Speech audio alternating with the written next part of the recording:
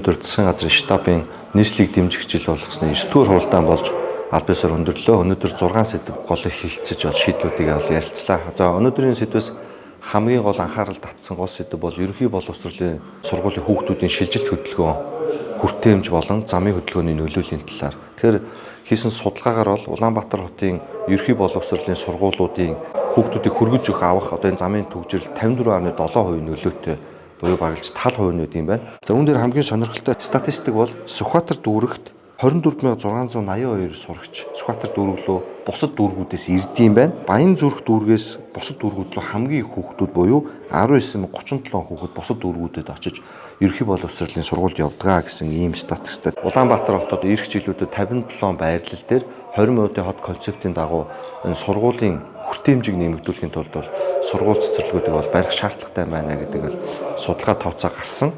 Дээрээс нь бас нэг сонирхолтой сургуулийг хүртээмжтэй чанартай байлгахын тулд Улаанбаатар хотын Тэлжүү захын шинэ дүүргүүдэд чанартай аим хүртээмжтэй сургуулиудыг барьж байгуулах, дээрээс нь сургуулийн менежментээр анхаарах хэрэгтэй байна гэдэг дээр бол боловсролын сайд маань ахлаад нийслэлээс холбогд байгууллагууд оролцоод ойрын хугацаанд бол шийдлийг гаргаж засгийн газарт бол танилцуулахаар боллоо.